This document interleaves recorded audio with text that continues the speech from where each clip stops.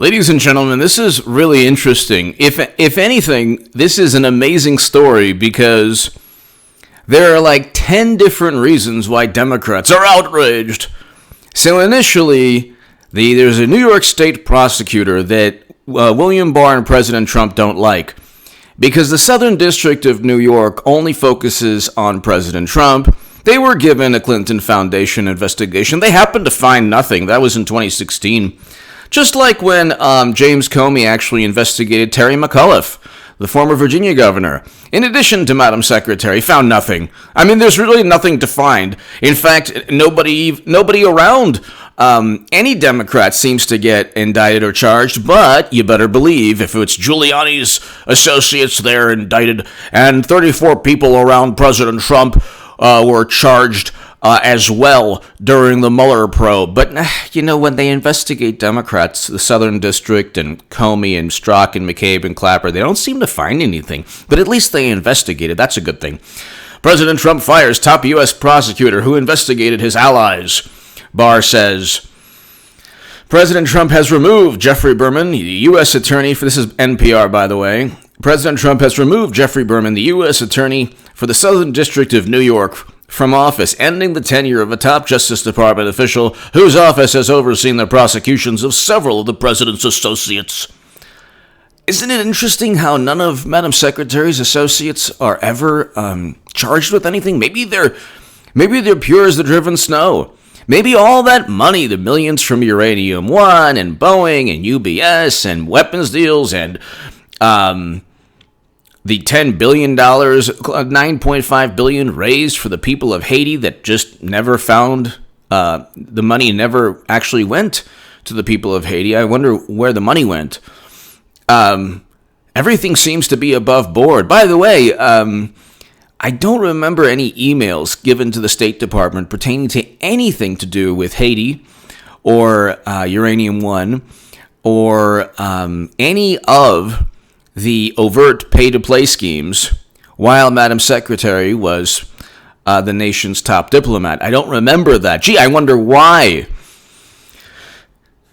It's interesting how 30,000 emails were deleted on servers outside of the United States government that happened to have top secret and special access program intelligence, but of course, that's nothing to see there. It's totally fine to have top secret and special access program intelligence on servers running outside of the United States government.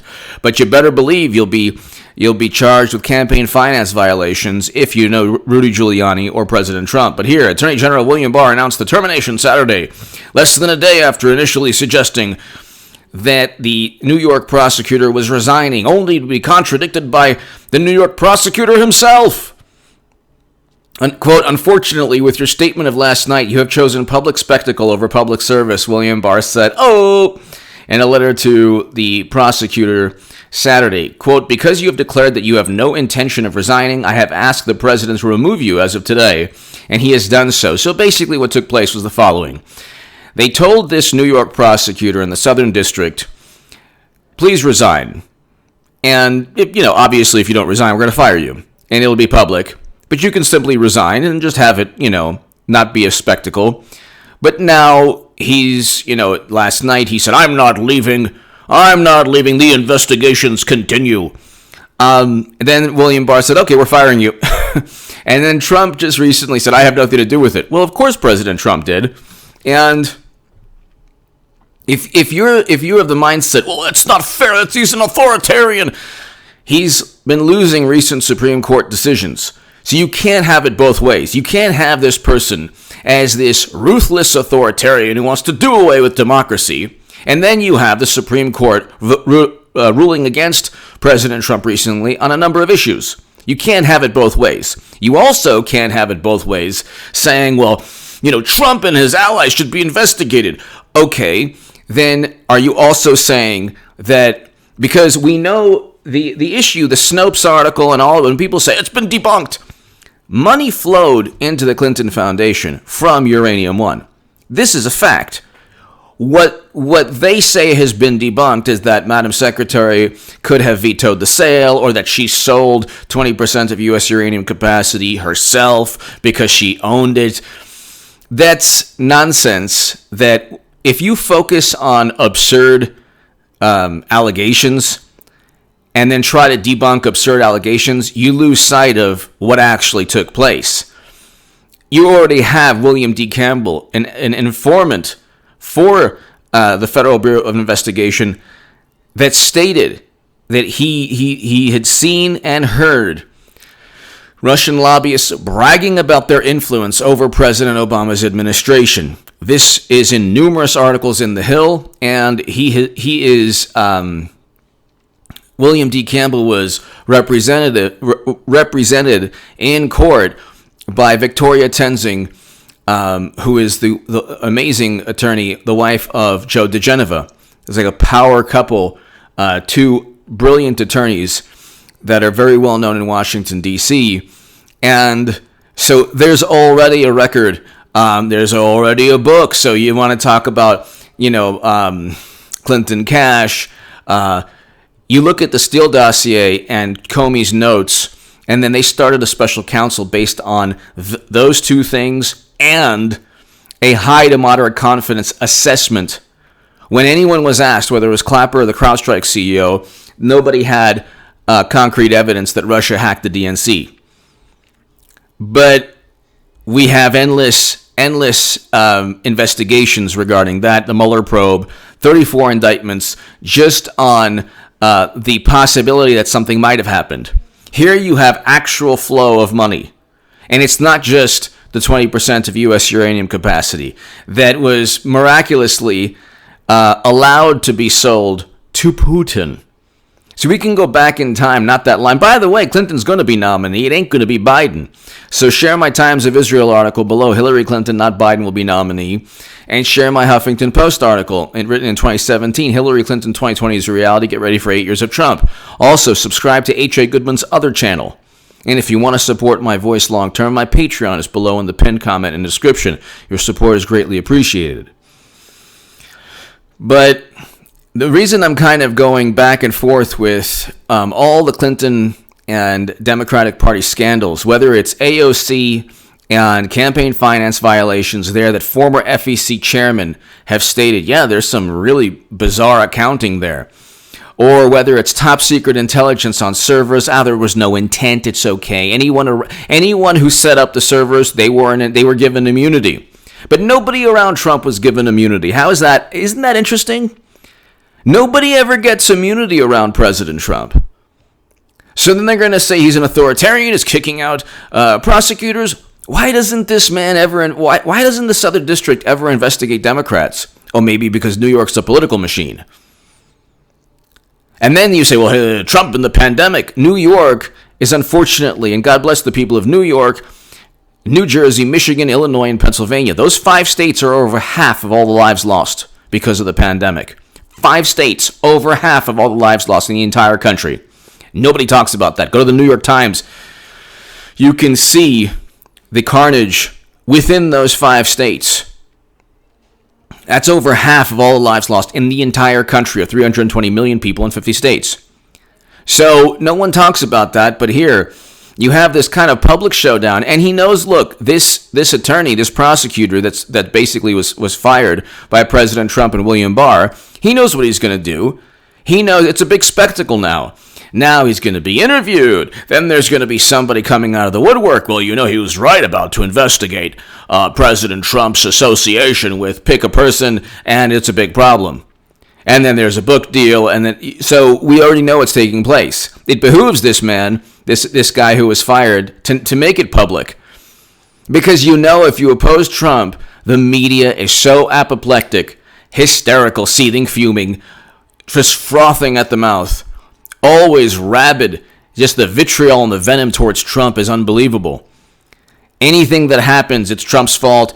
They have a more favorable view of George W. Bush, who was infinitely more destructive than, if you want to, we had record low unemployment before the pandemic, so President Trump has not been destructive, only to the minds or the psyches of disgruntled liberals everywhere.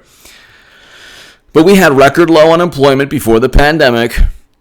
He was the first president to step foot in North Korea, begin détente between North and South Korea. So, yeah, there's tensions now that are flaring up, but it would have been even worse had they not had an initial easing of tensions and an actual diplomatic relationship. So, I mean, he's signed the First Step Act, an executive order on police reform. I'm a Jewish American. From my perspective, in how he's handling a whole bunch of things, especially being the first president to sign an executive order combating anti-Semitism on college campuses, which is rampant. Okay, you can't compare Israel to you can't make the most absurd, ludicrous comparisons, and I can't even say the word because it's like actually, you say certain words not good. The algorithm is like it's a big problem, but you can't make absurd analogies, and so that's part of what the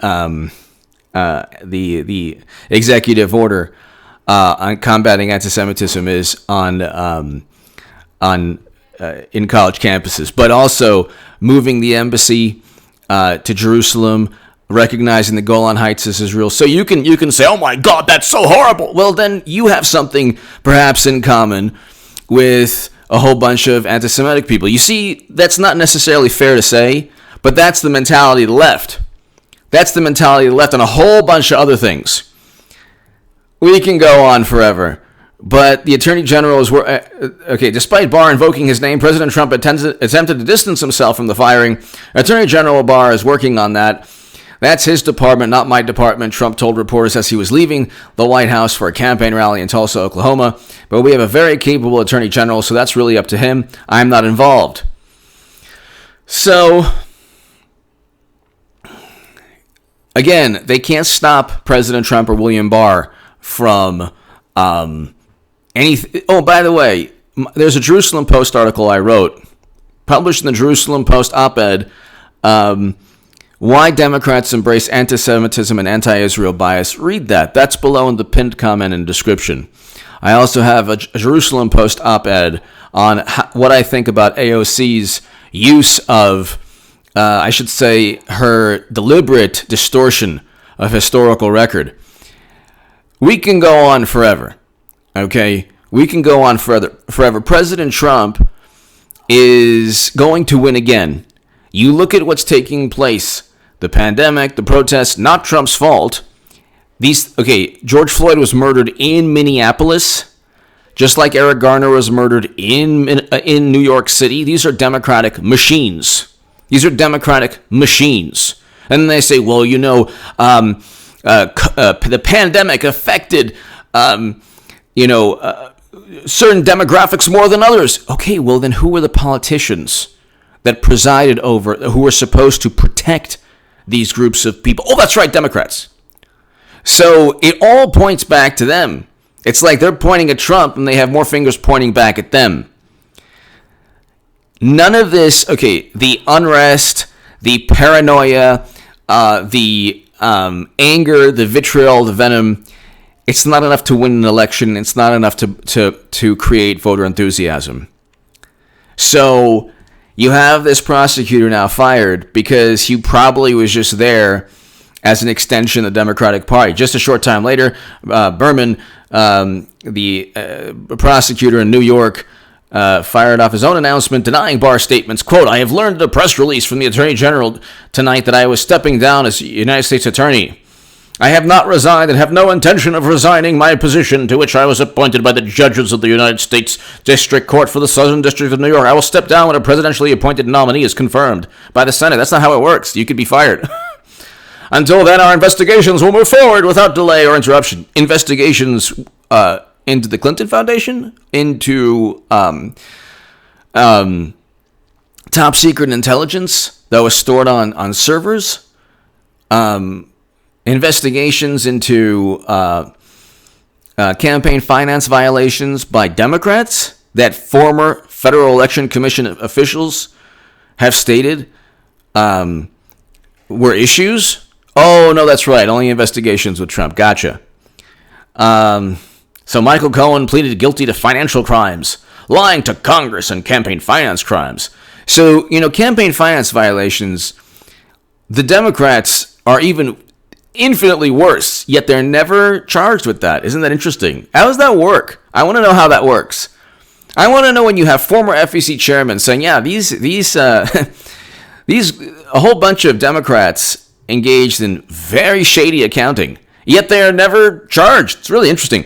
Under oath, Cohen implicated Trump in payments made to two women ahead of the 2016 election to keep them quiet about affairs they said they had with Trump. Then why didn't you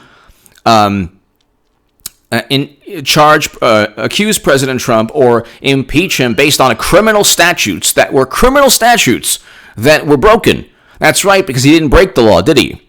So he didn't break the law with Russia.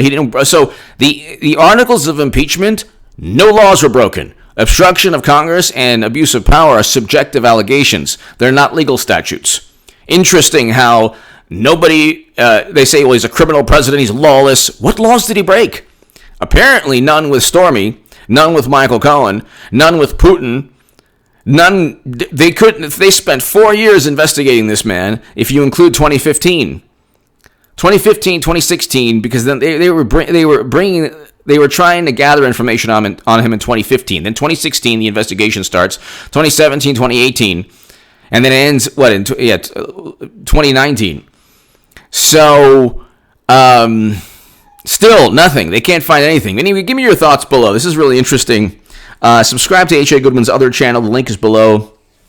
I will be doing something on H.A. Goodman's former Bizarro World channel. But give me your thoughts below. It's really, really interesting. If you want to support my voice long term, my Patreon is below. It's really interesting what's taking place. President Trump is cleaning house as Democrats continue with this charade that Biden is the nominee. They're going to give this to Hillary Clinton. I will have made the biggest political call of all time, and I'm the only person telling you what's actually taking place. The only chance they have is with Hillary Clinton.